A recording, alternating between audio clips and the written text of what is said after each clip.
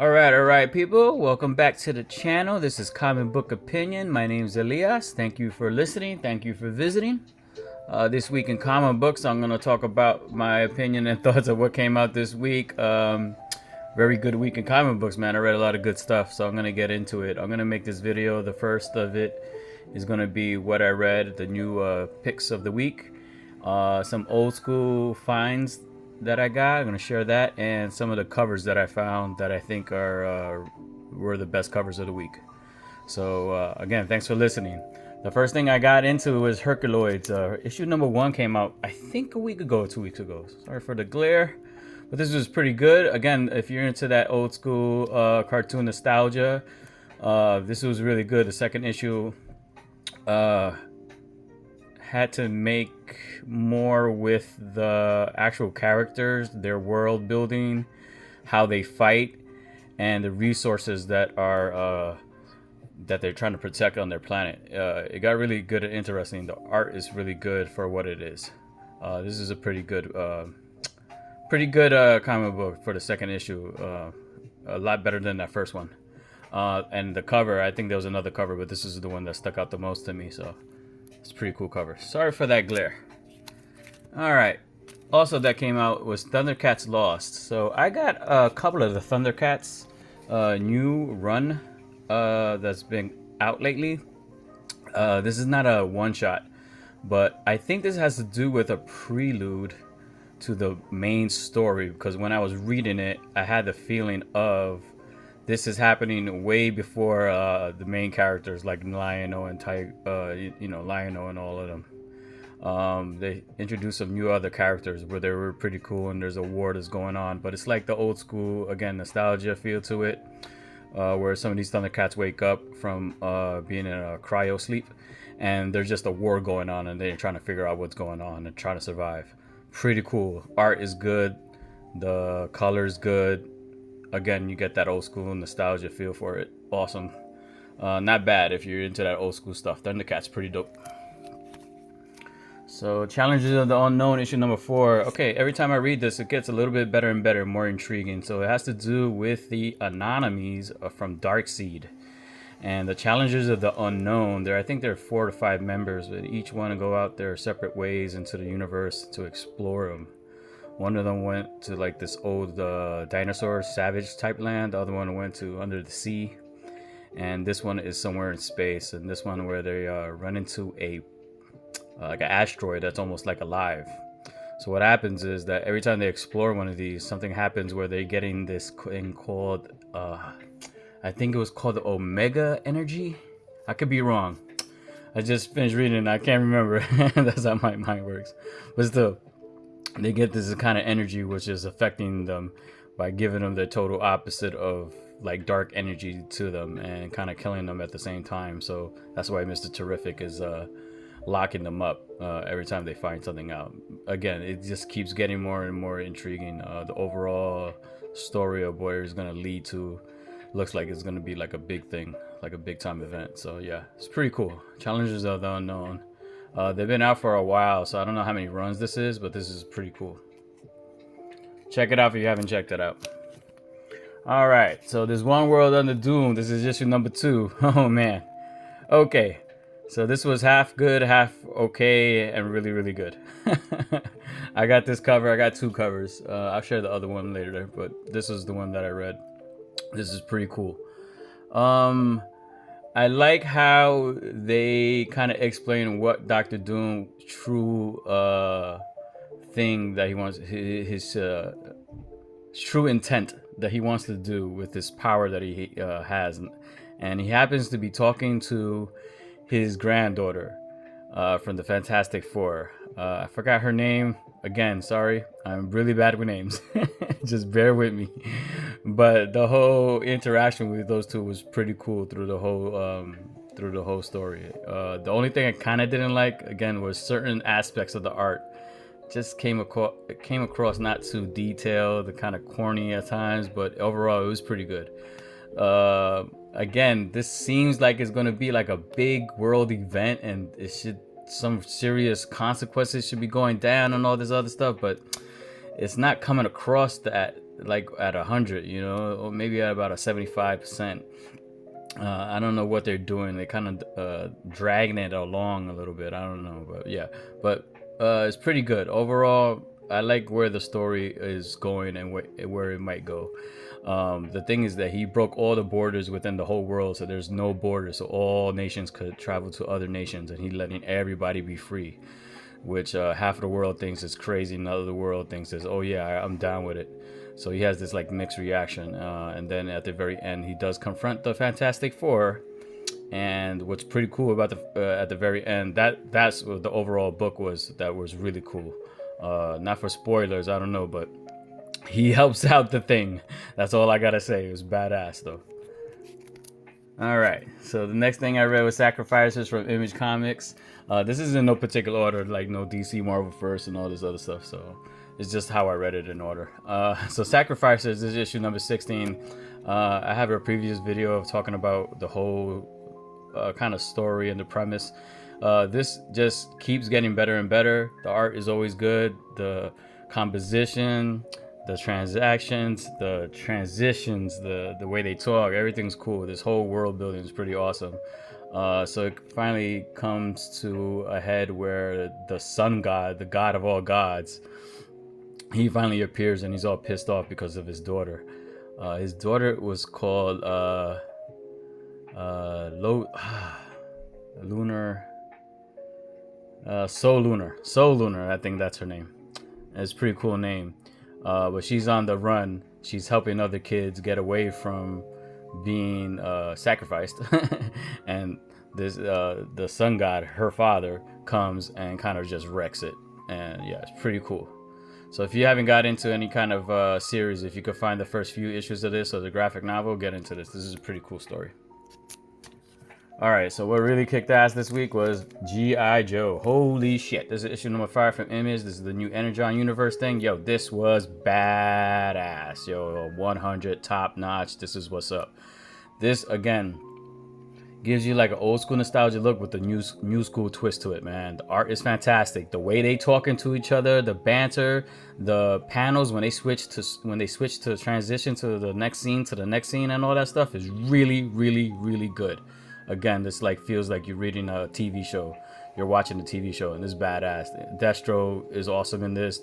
Duke is he's the man, yo. Duke is awesome, and then at the very end of this particular issue, where he runs into Cobra Commander, Duke runs into Cobra Commander, and it's in this new story. They don't know each other, so he looks at it, he's like, "Who the hell are you?" Yo, it's just total badass, yo. Everything about this was top notch, 100. Again, you don't have to be an old school head or to get to know anything about G.I. Joes or the toys or the old school cartoon to enjoy this comic book. This is a very enjoyable comic book. Even if you're not into like the military type action and all that stuff, it kind of doesn't go too serious on that tone, but it's overall entertaining action. G.I. Joe number 5. This was a really good read this week. All right, so what really was badass was this one, Bug Wars, issue number 2. I think issue number 1 came out maybe 3 weeks ago. Okay, so issue number 2 came out. This is really good. Okay, so the basic trope of like bugs and people getting introduced to like insects and all this other stuff is kind of the same trope and the same kind of story over and over again. But this has such a new twist to it. It's very refreshing. Again, the art, color, everything good. The panel transitions are good. Everything is the tone, the way you're reading it, the speed of it. You know, it doesn't drag itself too much, and it's fast paced in certain areas. Very good. The world building is very interesting, where they have all these crazy names for all the bug worlds and all this what's going on in this particular city or this world of bugs, where they even have a red light district. It was awesome.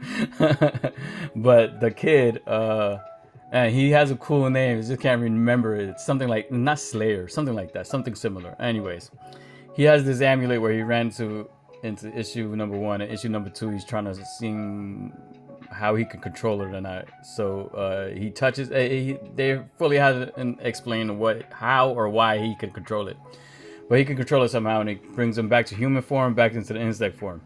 Anyways, So when he's back into the insect in this insect world, they bring him to this big arena where they have these big battles against other insects, and they're trying to please the crowd and all this other stuff. Very, very, very good. Again, this reads very entertaining, like a TV show almost, and very adult-like content. The way they talk to each other is like how people talk to each other nowadays. Just straight up forward and a lot of cursing. Very good read. Again, this was a very good read this week. All right, another good read this week was issue number 3 of Deadpool and Wolverine. I'm gonna just share issues number 1 and 2 because I just recently got them. This is the second printing of Deadpool and Wolverine. They have a lot of Deadpool and Wolverine kind of crossovers and comic books out lately, but this one's pretty cool. This has to do with the continuation or the fallout of Executioner Song, which was a little story at the end of other comic books, which I think it was like 6 or 12 parts. Anyways, Deadpool, he's doing his usual thing and he gets kind of hypnotized, or he gets controlled by this entity, which he doesn't know until the very end. But when he does finds out, he's getting Wolverine to come along with him, and Wolverine's trying to figure out what's going on because he's not acting like himself. He knows he's being controlled by some kind of AI robot or something like that. Finds out that he has like nanobites inside his skin or inside his blood that's controlling him. And then to come to find out that who is controlling him is an old school villain from the X-Men called Strife, which is the clone of Cable. Which back in the 90s, if you know anything about Strife, he was pretty cool when he appeared and stuff like that. I think he was a cool character. And recently in the comic books, they haven't really talked about Strife or bring him up. Even in the whole Krakoa era, they didn't really talk about him too much, or they didn't bring him up. And this, I like the story though, where they bring him up, so it's pretty cool. This is the 3rd issue, came out this week. Oh man, this fucking art is awesome. This is the way Wolverine and Deadpool should be looking like. This is the action-packed, oh man, bloody gore, violence, action, the panels, the way they talk, the banter's there, the wittiness is there, everything's there. This is a top-notch comic book. I saw issue number 3 and I was lucky to find issues number 1 and 2.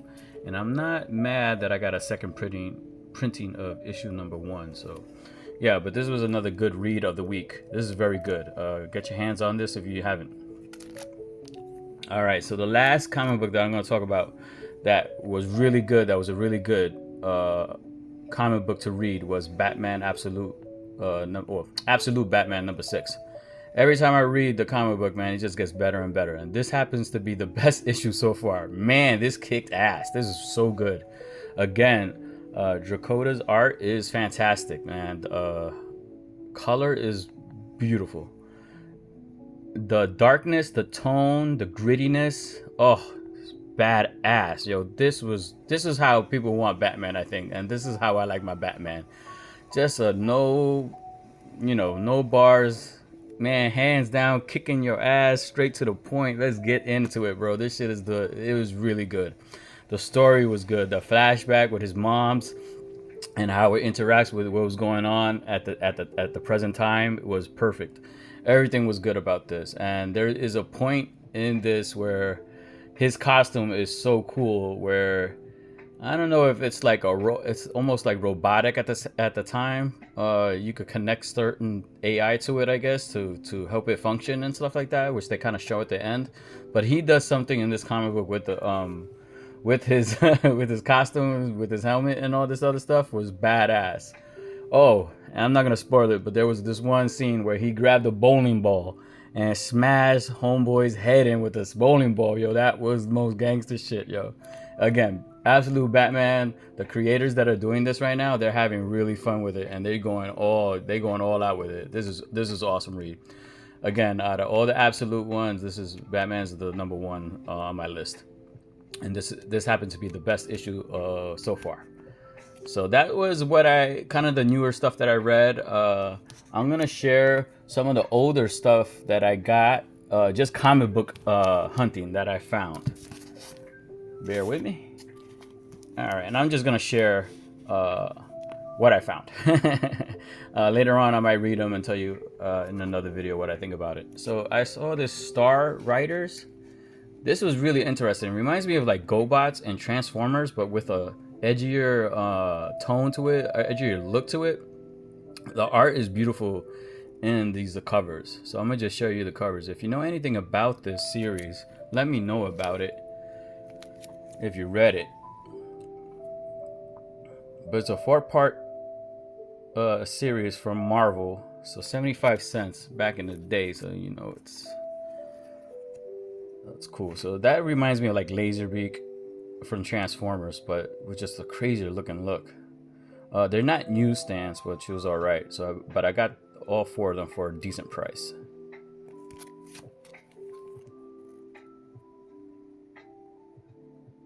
So I'm gonna read that later and tell you what I think about it. But let me know if y'all read it. So I also found this old school one, Captain America. I just got it because Wolverine's on the cover, and this is an old school look Wolverine, the yellow and blue, which he looks badass. The newsstand. I don't know the significance of this, but part 3 of a 6 miniseries, Man and Wolf. I guess it was a whole thing about him confronting Captain America and Wolverine confronting Captain America. I thought it was badass, so I picked it up. I think I got this for like $1. And the other thing that I will talk about was a good find, I think, was Heathcliff's number 1. So if you know anything about cartoon cats, Heathcliff was he had a cartoon back in the day, man, and this guy was pretty gangster, at least to me. There used to be another one. Garfield was out there at the time. There was a couple of other cats, but this guy had his own cartoon show, and he was just badass. He had a group of other cats that used to hang out in the junkyard and all that, but he used to be kicking their ass, and he used to be the boss. So I saw Heathcliff number 1. I was like, oh, let me get this. I don't know. It says Heathcliff's Funhouse, so it might be like a mini series of his main story. So, but I thought it was a good find. Again, I think I might have found this for like maybe $1, $2. I think this was a pretty good find for old school comic book hunting. All right. So also in my old school comic book hunting, I found some other comic books, and I found this particular cover. I really like it. Just badass. I'm gonna try to move it so you won't see the glare, but that's cool. Also found this one.